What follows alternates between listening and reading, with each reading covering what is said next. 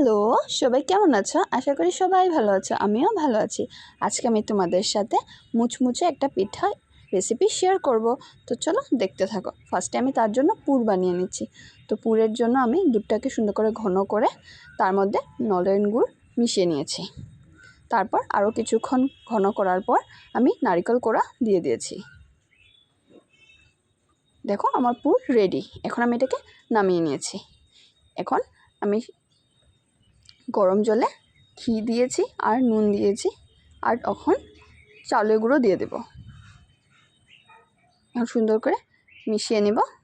তারপর গ্যাসটা আমি অফ করে নেব। আমার পিঠের জন্য ডোটা রেডি।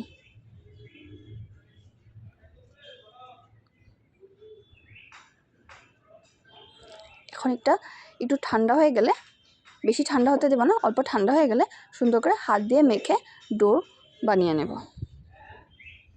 এখন সুন্দর করে আমি বেলে নিচ্ছি এগুলোকে।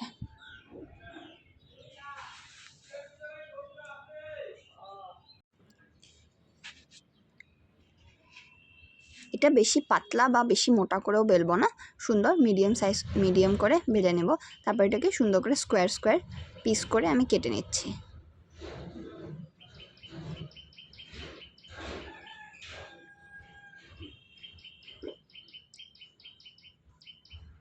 দেখো এখন আমি পুরটা ভরে এটাকে সুন্দর করে ব্যান্ড করে ফোল্ড করে এখন আমি একটু ডিজাইন করার চেষ্টা করছি। তো কাটা চামচ দিয়ে আমি একটু ডিজাইন করে নিলাম।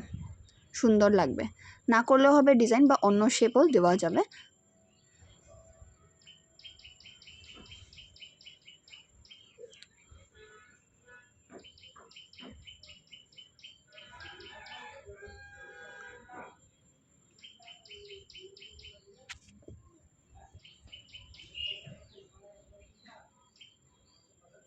এভাবে করে আমি সবগুলো বানিয়ে নিলাম।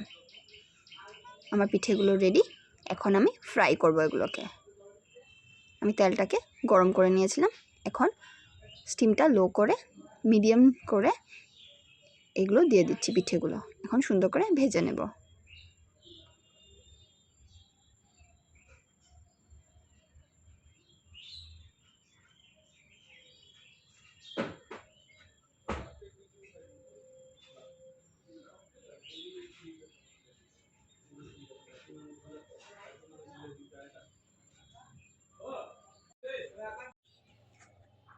এখন সুন্দর করে ভেজে নিচ্ছি আমি।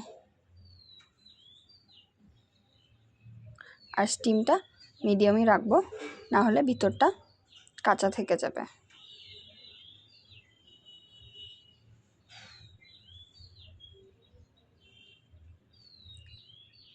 তুলে নিলাম, আবার কিছুটা দিয়ে আবার ফ্রাই করে নিচ্ছি।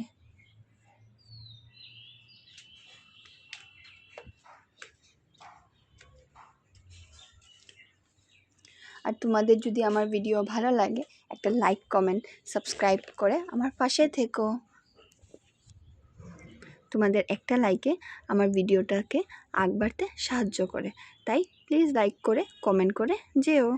আমিও তোমাদের সবার ভিডিও দেখে লাইক কমেন্ট করি।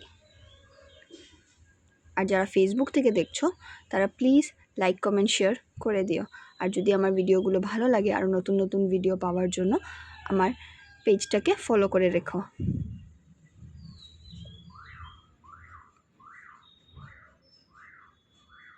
আমার সব পিঠেগুলো রেডি হয়ে গেছে।